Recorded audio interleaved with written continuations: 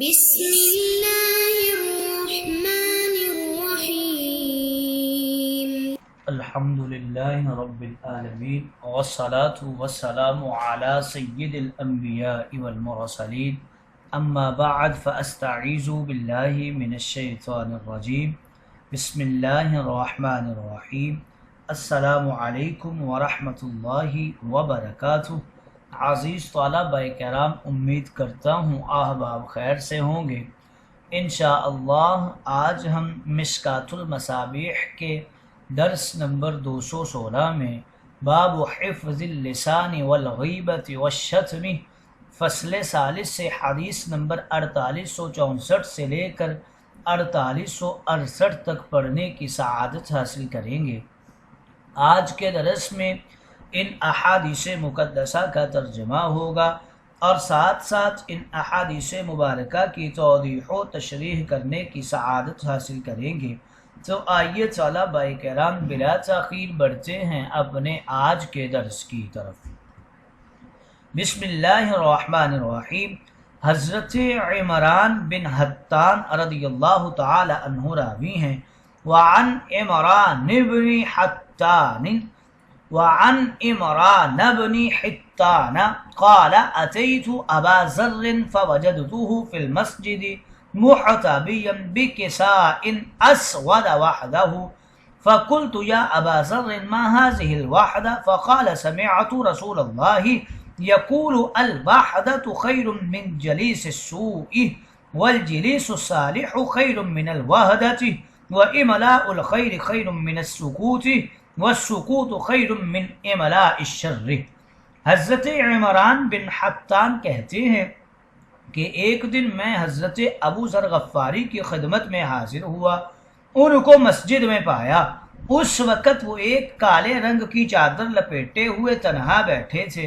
میں نے عرض کیا، اے ابو ذر، یہ تنہائی کیوں اختیار کر رکھی ہے؟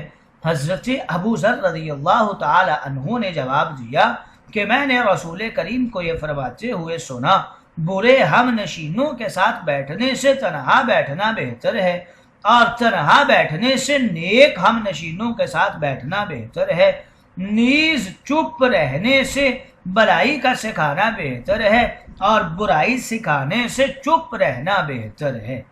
اگلی حدیث مقدسہ کی طرف بڑھتے ہیں۔ حضرت عمران بن حسین رضی اللہ تعالی عنہ راوی ہیں۔ وعن عمران بن حسین ان رسول اللہ صلی اللہ علیہ وسلم قال مقام الرجل بالصمت افضل من عبادت 60 سنہ۔ حضرت عمران بن حسین راوی ہیں، کہتے ہیں کہ رسول کریم رؤوف الرحیم تاجدار انبیاء رسول مہربان ارشاد مقدس فرمایا، چپ رہنے کی وجہ سے آدمی کو جو درجہ حاصل ہوتا ہے وہ 60 سال کی عبادتوں سے افضل ہے۔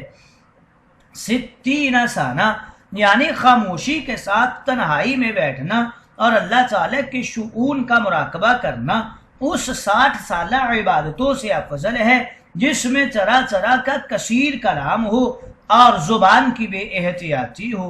بعض صوفیاء کرام نے اس سے مراقبہ اور مکاشفہ اور کائنات الہیہ میں سوچ و فکر اور تدبر کرنے کے لیے خاموش بیٹھنا مراد لیا ہے کہ اس مراقبہ سے دل اور دماغ میں انقلاب آ جاتا ہے، لہٰذا یہ 60 سال کی عبادت سے افضل ہے۔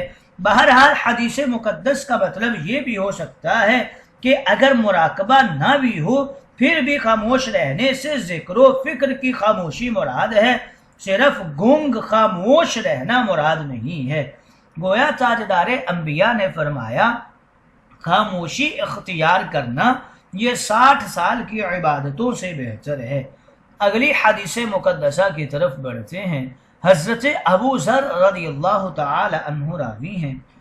قال دخلت على رسول الله فذكر الحديث بطوله الى ان قال قلت يا رسول الله اوصني قال اوصيك بتقوى الله فانه ازين لامرك كله قلت زدني قال عليك بتلاوة القرآن وذكر الله عز وجل فانه ذكر لك في السماء ونور لك في الارض قلت زدني قال عليك بطول الصمت فإنه مطردة للشيطان وعون لك على أمر دينك. قلت زدني قال إياك وكسرة الضحك فإنه يميت الكلب ويذهب بنور الوجه. قلت زدني قال قل الحق وإن كان مرا. قلت زدني قال لا تخف في الله لومة لائم. قلت زدنی قال لیعجزک عن الناس ما تعلم من نفسک. حضرت ابو ذر رضی اللہ تعالی عنہ راوی ہیں، ارشاد فرماتے ہیں کہ ایک دفعہ میں تاجدار انبیاء کی بارگاہ مقدسہ میں حاضر ہوا، اور اس کے بعد خود ابو ذر یا ابو ذر سے نقل کرنے والے راوی نے اس روایت کو طویل حدیث کے طور پہ بیان کیا جو یہاں نقل نہیں کی گئی، بلکہ اس کے یہ آخری جملے نقل کیے گئے ہیں۔ پھر ابو ذر رضی اللہ تعالی عنہ نے بیان کیا کہ میں نے عرض کیا یا رسول اللہ مجھ کو کوئی نصیحت فرمائیے۔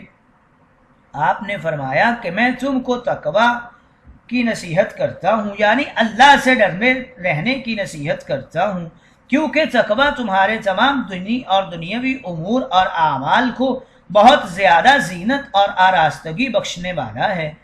پھر میں نے عرض کیا کہ میرے لیے کچھ اور نصیحت فرمائیے۔ آپ نے فرمایا تلاوت قرآن اور ذکر اللہ کو اپنے لیے ضروری سمجھو، کیونکہ تلاوت قرآن اور ذکر اللہ تمہارے لیے آسمان میں ذکر کا موجب ہوگا اور زمین پر نور کا سبب ہوگا۔ میں نے عرض کیا میرے لیے کچھ اور فرمائیے۔ آپ نے فرمایا طویل خاموشی کو اپنے اوپر لازم کر لو، کیونکہ خاموشی شیطان کو دور بھگا دیتی ہے اور دینی امور میں تمہاری مددگار ہوتی ہے۔ میں نے عرض کیا محبوب کچھ اور نصیحت فرمائیے۔ آپ نے فرمایا بہت زیادہ ہنسنے سے پرہیز کرو، کیونکہ زیادہ ہنسنا دلوں کو مردہ بنا دیتا ہے اور چہرے کی نورانیت کھو دیتا ہے۔ میں نے عرض کیا محبوب کچھ اور فرمائیے۔ آپ نے فرمایا سچی بات کہو اگرچہ کڑوی ہو۔ میں نے عرض کیا میرے لیے کچھ اور نصیحت کیجیے۔ آپ نے فرمایا خدا کے دین اور خدا کے پیغام کو ظاہر کرنے اور اس کی تائید و تقویت میں کسی ملامت کرنے والے کی ملامت سے نہ ڈرو۔ میں نے عرض کیا میرے لیے کچھ اور نصیحت فرمائیے۔ آپ نے فرمایا چاہیے کہ وہ چیز تمہیں لوگوں کے عیوب ظاہر کرنے سے روکے جس کو تم اپنے نفس کے بارے میں جانتے ہو۔ گویا اس حدیث مقدسہ میں تاجدار انبیاء نے حضرت ابو ذر غفاری کو چند نصیحتیں ارشاد فرمائی ہیں۔ اگلی حدیث مقدسہ کی طرف بڑھتے ہیں۔ حضرت انس رضی اللہ تعالی عنہ راوی ہیں، وعن انس ان رسول اللہ صلی اللہ علیہ وسلم قال یا ابا ذر الا ادلک علی خصلتین ہما اخف علی الظہر واثقل فی المیزان قال قلت بلا قال طول السمت وحسن الخلق والذی نفسی بیدہ ما عمل الخلائق بمثلہما۔ حضرت انس رضی اللہ تعالی عنہ راوی ہیں، کہتے ہیں رسول کریم رؤوف الرحیم تاجدار انبیاء رسول مہرباں آپ نے ارشاد مقدس فرمایا ابو ذر کیا میں تمہیں وہ دو خصلتیں نہ بتا دوں جو مکلف انسان کی پشت پر یعنی اس کی زبان کے اوپر بہت ہلکی ہیں لیکن اعمال کے ترازو میں بہت بھاری ہیں۔ حضرت ابو ذر نے عرض کیا کہ میں نے یہ سن کر تاجدار انبیاء کی بارگاہ میں عرض کی ہاں حضور ضرور بتائیے۔ آپ نے فرمایا معرفت الہیہ اور نظام قدرت میں غور و فکر کے لیے طویل خاموشی اور خوش اخلاقی۔ قسم ہے اس ذات پاک کی جس کے قبضہ قدرت میں میری جان ہے، مخلوق کے لیے ان دونوں خصلتوں سے بہتر کوئی کام نہیں ہے۔ اگلی حدیث مقدسہ کی طرف بڑھتے ہیں۔ حضرت عائشہ رضی اللہ تعالی عنہا راویہ ہیں، وعن عائشہ قالت مر النبی صلی اللہ علیہ وسلم بأبی بکر وهو يلعن بعض ركيكه فالتفت إليه فقال لعانين والصديقين كلا ورب الكعبة فاعتك أبو بكر يومئذ بعد ركيكه ثم جاء إلى النبي فقال لا أعود. روى البيهقي الاحادیث الخمسہ فی شعب الایمان. حضرت عائشہ رضی اللہ تعالی عنہا راویہ ہیں، کہتی ہیں کہ ایک دن حضرت ابو بکر صدیق رضی اللہ تعالی عنہ کے پاس سے نبی کریم گزر رہے تھے تو دیکھا کہ حضرت ابو بکر صدیق اپنے کسی غلام پر لعنت کر رہے ہیں. تاجدار انبیاء ان کی طرف متوجہ ہوئے اور فرمایا کہ بھلا تم نے لعنت کرنے والے اور صدیقین کو بھی دیکھا ہے؟ نہیں، رب کعبہ کی قسم، یہ دونوں باتیں کسی ایک شخص کے اندر کبھی بھی جمع نہیں ہو سکتی.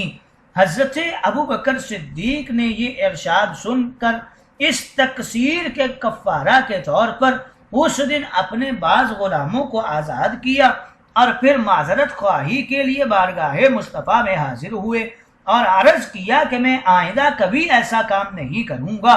حضرت عمران بن حطان کی روایت سے لے کر اس حدیث تک ان پانچوں روایتوں کو بیہقی نے شعاب الایمان کے اندر بھی نقل کیا ہے. گویا اس حدیث مقدسہ میں خوش اخلاقی اور خاموشی کی فضیلت کا درس دیا گیا ہے.